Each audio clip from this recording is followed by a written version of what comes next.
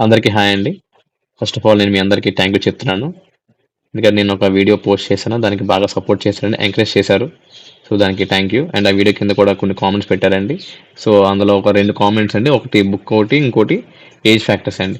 నేను ఇప్పుడు బుక్స్ గురించి చెప్తాను. బుక్స్ గురించి కొన్ని ఉన్నాయండి. దాని తర్వాత సెకండ్ వచ్చేసి ఏజ్ ఫ్యాక్టర్స్ చెప్తానండి. బుక్స్ గురించి చెప్పే ముందు ఎస్ఎస్సిలో మనకి స్టార్టింగ్‌లో స్టాఫ్ సెలక్షన్ కమిషన్ ఎగ్జామ్ మొత్తం అంతా కూడా టీసీఎస్ వాడు కండక్ట్ చేసేవాడండి. ఇప్పుడు అనేది అది కాస్త ఇడిక్విటీ ప్యాటర్న్ కింద మారిందనమాట. ఇప్పుడు చెప్పేది ఏంటంటే ఇడిక్విటీ సిలబస్ అంటున్నారన్నమాట. ఏం లేదంటే కొన్ని మార్పులు చేర్పులు జరిగాయి అనమాట. ఇడిక్విటీ ప్యాటర్న్‌లో ఏమైందంటే ఇప్పుడు ఇంగ్లీష్‌లో ఉన్న పారాగ్రాఫ్ తాలూకు లెంత్ అనేది పెంచాడన్నమాట. సో, అక్కడ టైం అనేది ఎక్కువ కన్జ్యూమ్ అవుద్దండి. ఒక యాస్పిరెంట్‌కి టైం అనేది ఎక్కువ కన్జ్యూమ్ అవుద్దనమాట. సో, ఇలాగ టైమ్ టేకింగ్ అవన్నీ కూడా పెట్టడం జరిగిందండి. ఇంకొకటి ఇడిక్విటీ ప్యాటర్న్‌లోని ఎక్కువ స్ట్రెస్ చేసేది కూడా జీకే అండి. జీకే కొంచెం టఫ్ ఇస్తున్నాడన్నమాట. జీకే చాలా టఫ్ అనమాట. అంటే మొన్న మనం సీజీఎల్ చూసుకున్న పేపర్‌లో జీకే కొంచెం పట్టాడండి. కొంచెం హార్డ్ చేశాడనమాట. మిగతావన్నీ యాజ్ యూజువల్ అండి. దీన్ని బేస్ చేసుకొని మీరు ప్రిపరేషన్ ఇంకొంచెం పెంచేయకండి. ఎలా ఉందో అలాగే కానివ్వండి. మీరు ఎలాగైతే ప్రిపేర్ అవుతున్నారో అట్లనే ప్రిపేర్ అవ్వండి. ఎందుకంటే హార్డ్ వచ్చిందంటే అండి అందరికీ హార్డ్ వస్తది. అందరికి హార్డ్ వచ్చిందంటే దాని అర్థం ఆల్రెడీ ఆటోమేటిక్‌గా కట్ ఆఫ్ అనేది తగ్గిపోతుందనమాట. సో, మీరు దాని పరంగా మీరు ప్రిపేర్ అవుతూ ఉండండి. అంతేగాని కొత్త కొత్తవి నేర్చుకోవడం అంటే లైక్ ఎక్కువ స్ట్రెస్ పెట్టికండి. ఎలా ఉందో అలాగే వెళ్ళనివ్వండి. నేను కొన్ని బుక్స్ చెప్తానండి జీకేకి. జీకే ఒకటి ఉంది, ఇంగ్లీష్ ఒకటి ఉంది. మ్యాథ్ అంటే అర్థమెటిక్ అండ్ రీజనింగ్. రీజనింగ్‌కి బుక్ అంటే పెద్దగా ఏం లేదండి. మీరు త్రూ ప్రాక్టీస్ అండి. Through practice. మొత్తం ఏదైనా సరే సేమ్ బుక్ అండి. సేమ్ అంతే. కానీ మెయిన్ కావాల్సినట్టు రీజనింగ్‌లో టైమ్ మేనేజ్మెంట్ అండి. త్వరగా లాజిక్ అనేది స్ట్రైక్ అవ్వడం. ప్రతిది కూడా.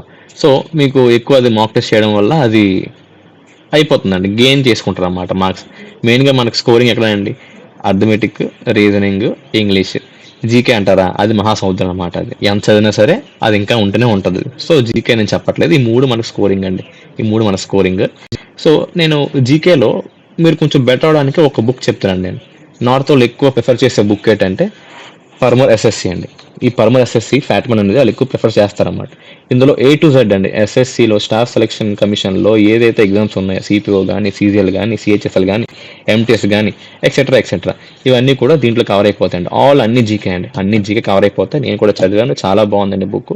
మనం తెలుగు వాళ్ళు ఏం ప్రిఫర్ చేస్తారంటే లూసెంట్ అండి. అందరూ చెప్పేది ఏంటంటే లూసెంట్ ప్రిఫర్ చేస్తారన్నమాట. సో, ఇక్కడ నార్త్లో ఏం చేస్తారంటే పర్మర్ ఎస్ఎస్సి. ఇది చాలా బాగా మనకి స్కోర్ అనేది బాగా గెయిన్ చేయడానికి ఎక్కువ ఉపయోగపడుతుంది అనమాట. నెక్స్ట్ ఇంగ్లీష్కి వచ్చేసరికి అండి బ్లాక్ బుక్ అనమాట. ఈ బ్లాక్ బుక్ ఇందులో ఏముంటాయంటే మనకి one word substitutions, synonyms, antonyms, idioms and phrases ఇవన్నీ కూడా ఇందులో కంప్లీట్ అయిపోతాయి. మినిమం ఒక 2 టైమ్స్ కంప్లీట్ చేయండి ఇది.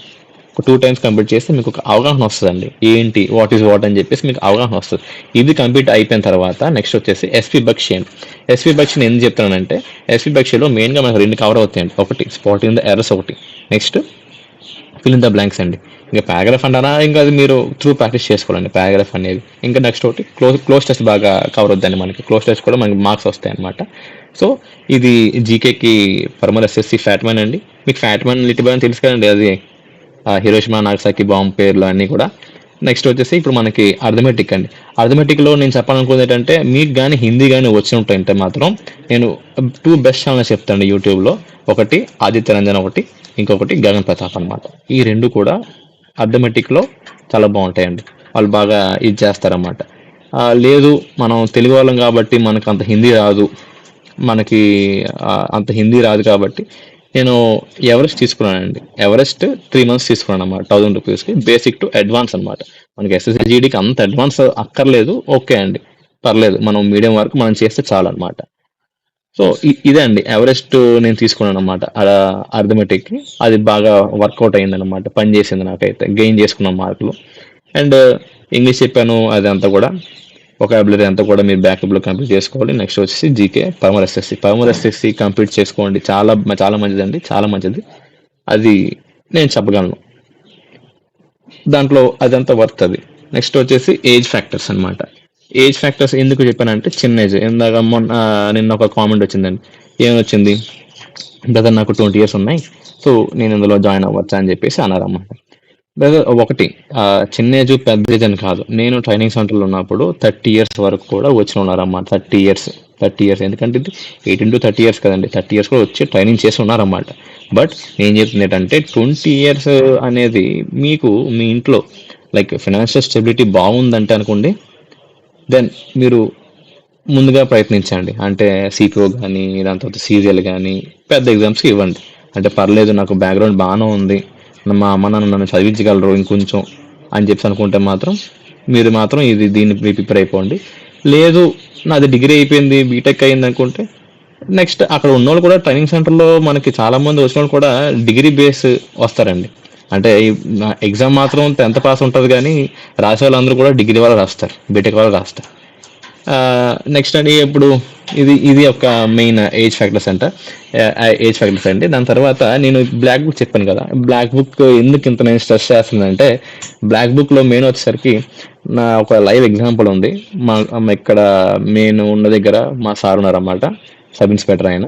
ఆయనకి మ్యాథ్ అంతగా రాదు. అంటే ప్రతి ఒక్కరు కూడా ప్రతి ఒక్క సబ్జెక్ట్లో అందరూ ఎక్స్పర్ట్స్ అయిపోరు కదండి.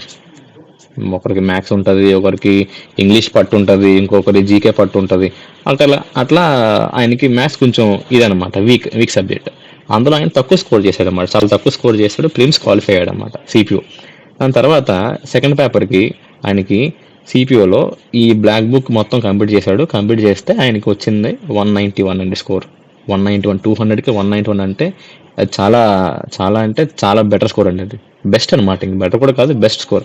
సో నేను అందుకనే నాకు ఒక లైవ్ ఎగ్జాంపుల్ ఉన్నారు కాబట్టి నేను మీకు చెప్తాను అనమాట బ్లాక్ బుక్ అనేది మీకు, అందుకే నేను సజెస్ట్ చేస్తాను. బ్లాక్ బుక్ చాలా బెటర్ అండి. ఇదండి, ఇంకా నేను చెప్పాను ఏజ్ ఫ్యాక్టర్ మీ ఇష్టం అండి అది. పర్లేదు, ఇంకా మా ఇంట్లో నేనే చూసుకోవాలి అని అనుకుంటే మాత్రం you can join and you can proceed అనమాట. అంతేనండి. మీకు ఏమైనా ఈ కంటెంట్ ఏమైనా నచ్చినట్టయితే మాత్రం లైక్, షేర్, సబ్స్క్రైబ్ చేసుకోండి.